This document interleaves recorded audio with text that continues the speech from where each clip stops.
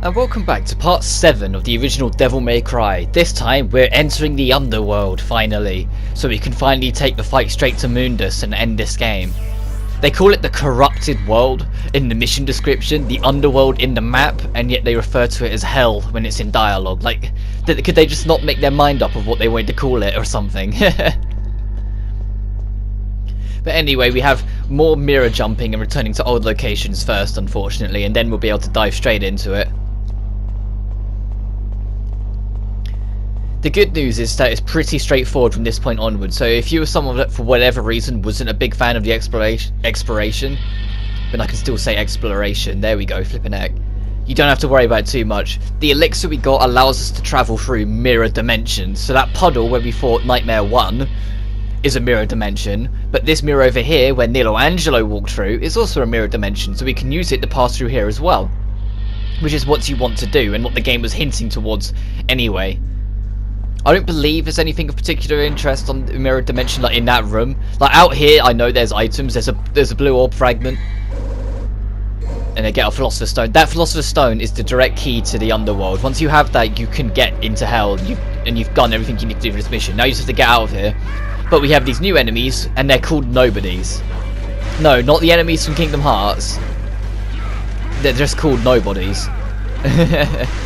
And they're a pain in the ass to deal with because they jump around a lot. They can equip a mask, this mask, that makes them bigger, hit harder, and drop these explosive eyeballs that chase you everywhere, and just they're such a pain in the ass to fight. If you don't want to really deal with them with any kind of style, equip the grenade launcher and Alistair, and every time you shoot from the grenade gun, immediately follow up with a stinger, then shoot, then stinger, then shoot, then stinger, then shoot, and stinger. You'll just stun lock them to death. You can knock their masks back off and make them shrink again. So if you do manage to do that, get full advantage and try and kill them immediately afterwards. And when they're dying, don't be directly on top of them because they'll explode a bunch when they do die, which will actually hurt you if you get caught in it. Like that. Ow. See what I mean? They're such a pain in the ass. They just jump around like morons.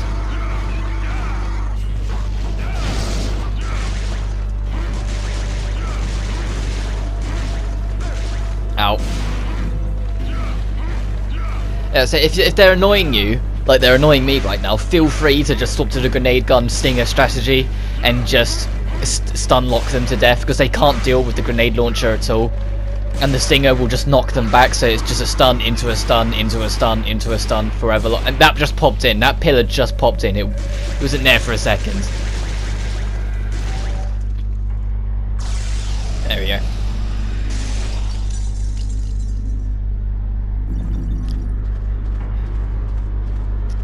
Thankfully, they drop a fair amount of red orbs every time you take them down, so make the most of it. If you can competently deal with them, it might be worth grinding off them a little bit if you don't care for your mission time. Because you can see the blue orb fragment here, it's right there. So we're going to use air raid for the first time, which is awkward as hell to use, as you can see. And hopefully I won't. Of course I fucking miss it. Alright, cut. Getting to air raid to really work is a bit awkward to adjust to, because unlike other games where you have to hold R1 in and then shoot in midair to go into it, this you just tap R1 at all whilst you're in the air, so you'll activate it a lot by accident when you have it. It's the same with Vortex, a skill that I deliberately haven't brought because of how many times it messes with me. And Vortex is when you're in Devil Trigger in the air, press the attack button in any direction and he'll do like a tornado spin directly in that direction. Which is extremely infuriating when you're just trying to move in the air and just to do a Helmbreaker on someone, but you hold forward towards the enemy for just a tad too long and he just starts going doing mad spins instead of just slamming down what you want. You have to let go of it. It's the same with Inferno, one of the strongest skills in Ifrit, where if you're in Devil Trigger in the air, any direction, the attack button, you'll slam the ground and create a volcanic explosion around him. It can be annoying, but since we've got the mirror dimension entering thing with the elixir, the puddles resonating with us as well, so we can go straight through it.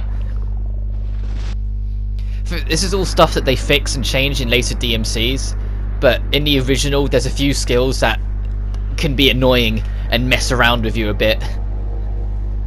Evil darkness, no, this was the gate to the underworld. Exciting. Shall I use the philosopher's stone? Yeah. Although I know all, like, when you read everything, it's supposed to be Dante's inner monologue, but I wish they did more with it and made it a bit cockier and sassy, because that's like the only real example they have. But there's a shortish mission, they got it done. Because next is another boss. That's your last, well, I say your last break, it's not your last break at all. You've got another break mission coming up, but that's your last normal mission. Because the next one's a boss, and then after that it's a giant cave, which doesn't actually have a boss, so that's technically a normal mission as well, but I know what I mean. It's the last mission in the castle, everything else is in hell. We've got a boss, an exploration mission, the final boss, and then the get the fuck out of Dodge for the finale. Down here, for some reason, there's just 2 random frosts. I mean, like, it's hell, but there's just 2 random frosts down here. And they're here, so you have something to grind off if you need items. Because you can just leave and re-enter as many times as you want and keep on rematching them. So if you're struggling with the boss and you need items, you can just grind for them here. But trust, because upcoming is Nightmare 3, which the mission description showed, like Showdown with Nightmare. But if you beat the first 2 fights, you will beat this fight. The only bit that's awkward is the final stretch of it, where it goes into like a manic mode that it didn't have in the first 2 forms, and the manic mode just requires you to be a bit quicker on your feet.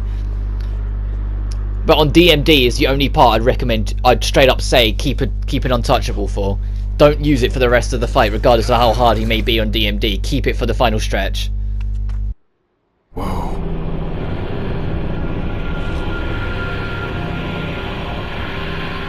Dante!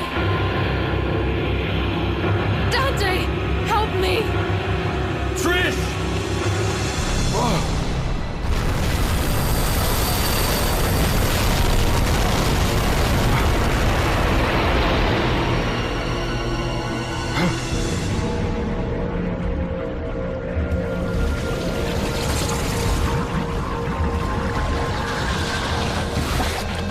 Trish, stay back! Right, starting the fight with Nightmare 3. First thing worth mentioning, the arena is the smallest you've ever fought in, so it's going to be the most awkward to keep the pressure on and get some breathing room. I'm going to deliberately let myself get caught, because I mean, I've been caught the first 2 times, so I mean, what's the point in fighting it anymore? Clearly I'm not allowed to just not do it.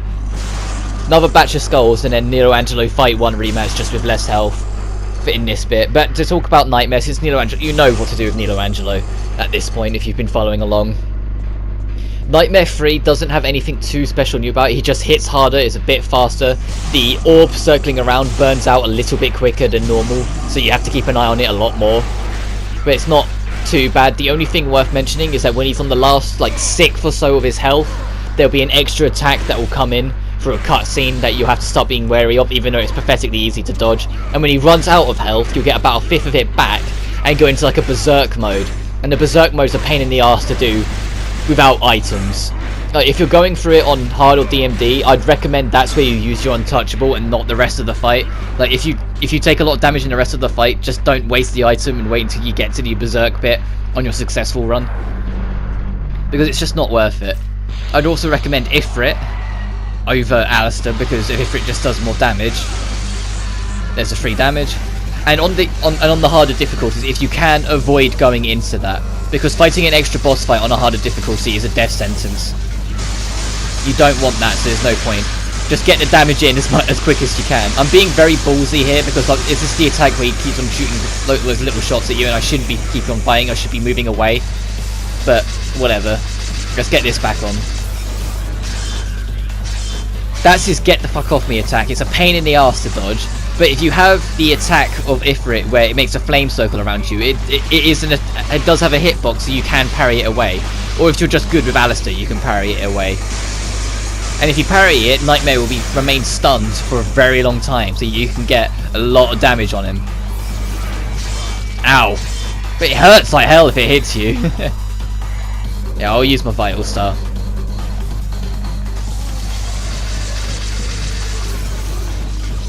Alright, he's on the top. This attack's another one you can parry, but it also hurts like hell if it catches you with it. On DMD, it's enough for me to call it quits if I'd get hit by it. Ow!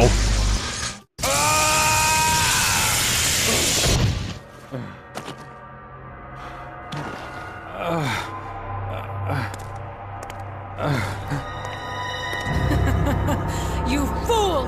You're so easy. Trish, you? Humans, what sweets. You should know better than to trust a stranger. Your presence has become a hindrance to my master's bloody scheme. Now die! That's the new attack I was on about. Trish will randomly shoot lightning at you because, surprise, surprise, she's a traitor. I mean, who could have seen that coming? Look, I know it's 2001, and with the exception of things like Metal Gear, plots were not the most elaborate things in gaming, but still, that's a bit like, oh, really? Anyway, when he runs out of health, he'll get, like I said, about a fifth of his health back, and you'll go into this berserk mode where you'll be shooting lasers that are a pain in the ass to dodge everywhere, as you can see, the light beam, randomly shooting you with everything, absorbing your DT, and in general being a pain in the ass. Just get in there and get the punishment in and kill it before it can kill you, because it will do everything in its power. Look at this! And honestly, no one will blame you if you want to use a holy water to finish the fight on normal. On hard and D&D, holy water do so little damage there's no point, but other than that...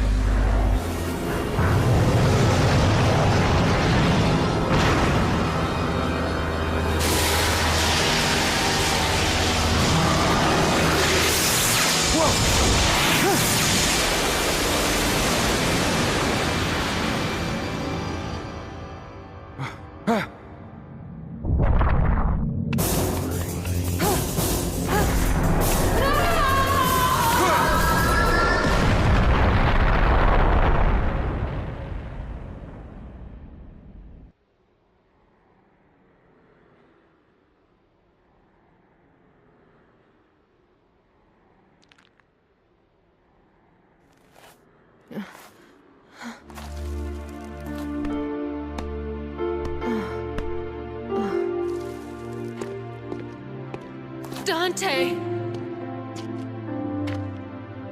Dante, why did you save my life?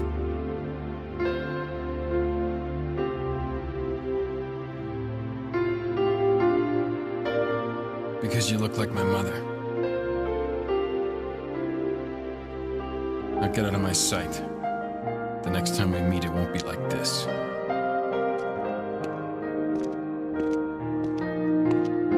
Dante! Don't come any closer, you devil! You may look like my mother, but you're nowhere close to her. You have no soul. You have the face, but you'll never have her fire!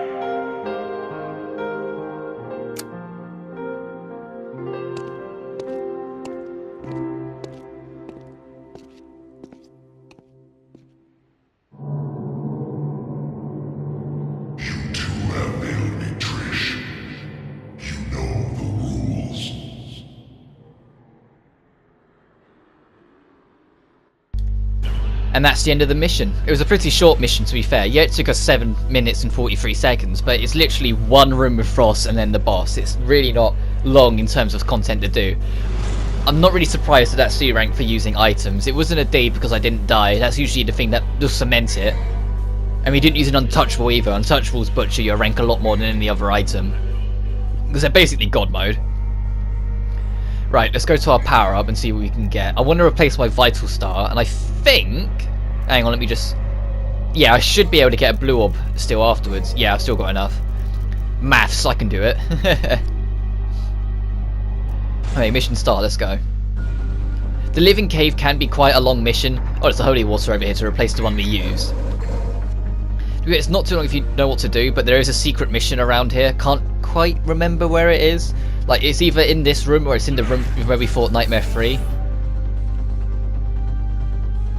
No, actually, no, I do remember where it is. It is in here.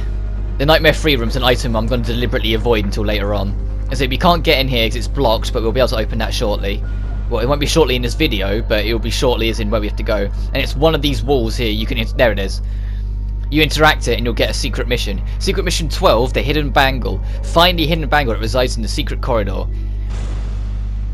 In this mission, there are 2 important things you need to find. In this secret mission, there's 2 important things. It's not just a blue orb fragment. You're finding a full blue orb you can find in the tunnels in the first half of this. And in the second half is the hidden bangle itself that it's asking you to get. Which the hidden bangle, for those of you who've played DMC3, we find very familiar. It costs Devil Trigger to completely freeze time for everything but Dante. Everything gets like a black and white shade, or like black and white filter, I should say, not shade, and you just get to wail on them until your DT runs out, but it costs DT to use and you can't use your Devil Trigger in it. It's really powerful, but I won't be using it because it straight up replaces your Devil Trigger, as this enemy constantly beats a pain in my ass. Ow. There we go. So the Grenade Alistair strat, I'm deliberately not using it because it's cheap as all hell, but if these enemies are being a pain in the ass to you as well, feel free. It's not like DMC2. Like, whenever I Let's Play DMC2, I'll be using every cheap strategy I can think of because I don't like that game and I want to get it done as quick as possible. But for DMC1, I thoroughly enjoy it, so I'll do it properly. As we stab this poor one in the arse a bunch of times.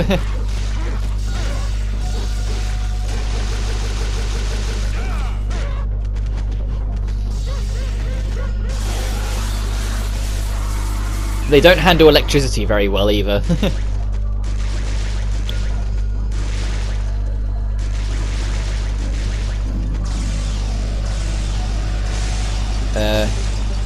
Think it this way. It is a little bit of a maze in these tunnels, so just kind of feel your way around until you bump into where you're supposed to go. I want to say I'm going the right way right now, but yes I am, this is the right way. This is the end of the maze. Ow. Alright, we got the mask off. Now it shouldn't be too bad. He's just going to be evasive as fuck, the little bugger. Being on this slight slope helped a lot there, lining that up.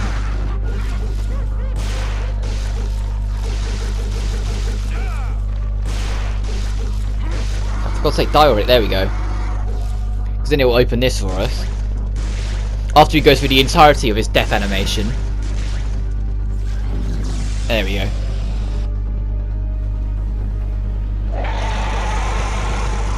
I don't know if this hurts you on contact, so for now I'll jump over it to be safe. But it's one of those things that you never try, so you assume until proven otherwise. Like, I should just to check, but whatever. Get down here and you can whack this underneath the skeletal T-Rex, because there's another one. They reused it from the other mission, but whatever. And you can get some red orbs. We can't just climb the side of the T-Rex, we have to actually go over there properly. And you can't hurt it here. You can shoot his head and you can hear the bullets dinking off it, because we have to actually destroy it again to move on. Alright, so the lava doesn't hurt you then, I think. I'm trying to remember which way to go up is the thing. So I can see the ledge up there, but I don't think you come up this side, I think you go up the other side.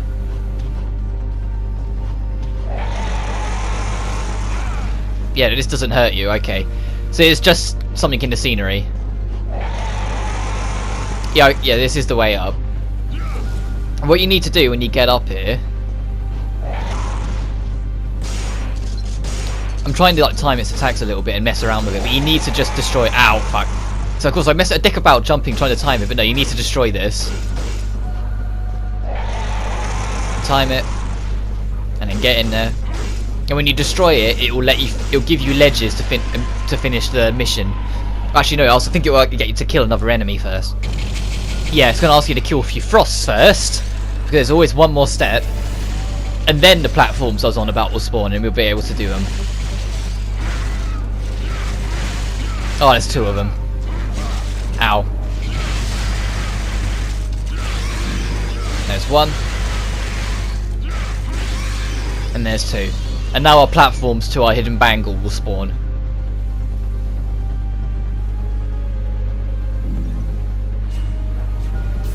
And it's worth mentioning, just like your weapons, the hidden bangle will carry over with you into New Game Plus if you decide to take it.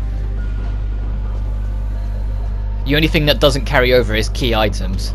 But all your Vital Stars, Devil Stars, Holy Waters and Untouchables will carry over into NG Plus, along with also your Lello, I nearly said. Yellow orbs will also carry over with you as well. The same as with all your skills and red orbs and just everything but the key items, essentially. But you follow this along, that other eye there will just take you back the way you came. It will take you back to the other side, so just hop across and pick up your bangle. And that's the power to stop time. And then all I need to do is remember how to activate it, and then I can show it off. I won't be using it too much because it's nowhere near as good as Quicksilver in DMC3. Like, it works the same, but it's a lot stiffer. And it burns through your Devil Trigger a lot quicker than Quicksilver does in DMC3, that, if I remember correctly. And it doesn't work on bosses full stop. If you try and use it on a boss fight, it will just cancel out the moment you activate it. And it also disables your Devil Trigger, as I've said before, which is annoying as all hell. And I believe it resets it. Yeah, look, our bar's empty because it resets it. So you can't just get a full bar doing something else and then swap to it and then just go Quicksilver. Or Bangle. If you knock this next to the giant door, it will open the big skeletal hand thing, which I've always liked the animation of how it opens out like that. I think it's really cool. I know it's a really small thing to really like to glee over, but I always thought it was cool. I don't know if there's anything over here. No, it doesn't look there to be.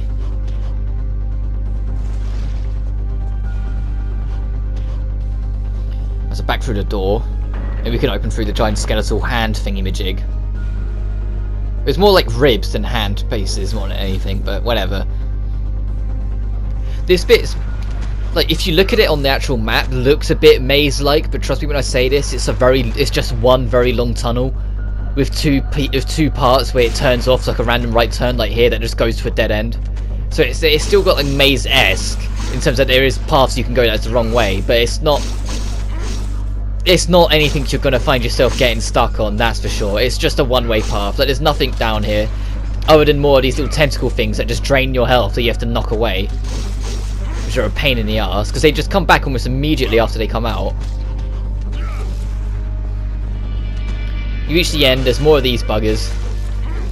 That's the eyeball I was on about that explodes on contact.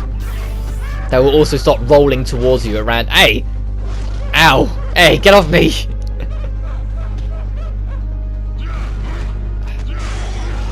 There, I got the mask off. Now die! Come on! Stop being an invasive little bugger, get back here! Yeah, so just check the maze. That was an accident, to be fair. I put the controller down a little bit when I was playing, and I tapped L2, which brought up the map, but you could see there, it was just a long tunnel that circles round. Ow. I almost never use the map in any Devil May Cry game. It's like, it's something that's neat to have, but kind of pointless. Especially in DMC4, where they give you a mini-map. It's like, well, then it's really pointless. So not that I don't appreciate it, it's just not that. Oh, for God's sake, get off me! Alright, he threw me away. Here's how the bangle works. Yeah, if you have to DT. I was trying to work out how to do it before, but that's how you do it.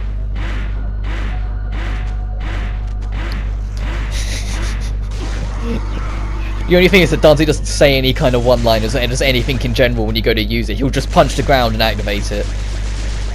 Like, he won't go stand still like he does in 3. But that's how it works. That's Quicksilver. I mean, the bangle. Quicksilver's... Oh, fuck. Okay, I need... Okay, get me out. Let me... Stop stun-locking me. Let me get them off. Alright, I'm definitely going to have to use an item at some point, probably. Because we're at no health. We're at a pixel, at least. Because these things, similar to lava, can't kill you. They just drain your health. Which I always thought was kind of weird. Like, it's neat that they did that, but always kind of weird. So it's like, okay, it can't kill you, it just hurts. But it can never kill you. Dante can stand in lava for as long as he wants. God, I did not sleep that well last night. Any ability to speak the English language just vanished today. Oh, not another... And there's these things on the side here, so Dante's going to auto soft lock onto them a bunch. Like that. Good thing I did use a bloody item, because...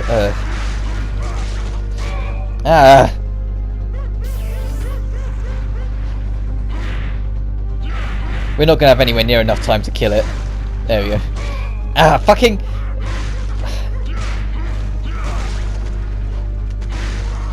Die, you bitch. I don't like the nobody enemies, if you couldn't tell already. I'm going to turn the bangle off, though. I've used it enough, but I'd rather my DT. And to use it, because I kind of worked it out as we went along, it's the same button as Devil Trigger, so it just completely replaces it. But let's get out of here. Oh, more of the plasmas, okay.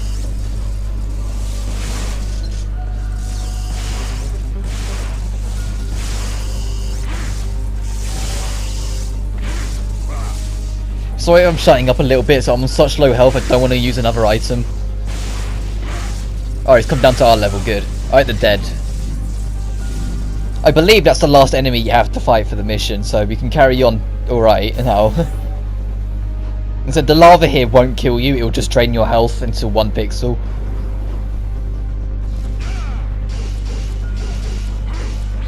And knocking this will make ledges for us to climb up, these. And there's no time limit or anything on them, they will stay there for the rest of the time, so feel free to take your time with the platforming to get up there so you don't fall in the lava. There's a free stash of red orbs here as well. Well, they're quite generous with red orbs in this mission. It's like, I know the final boss is next mission and whatnot, but they're still pretty generous.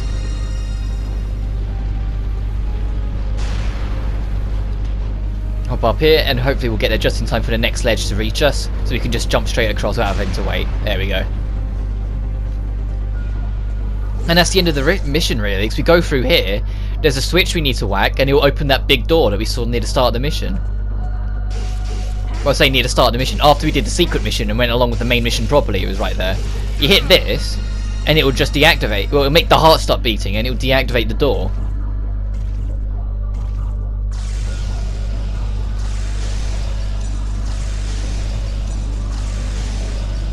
And because it's the last hell door, well, it's not even the last proper hell, but it's the last hell door before the final boss, they make it big and fancy instead of it being the normal. But that, as I clear my throat, is going to be a part next time on Devil May Cry. I think we're going to finish the game because there's only the final boss and the extra mission left. So next time on Devil May Cry we're going to wrap up the game, kill Mundus once and for all, and end Devil May Cry 1. But until then, you guys take care now.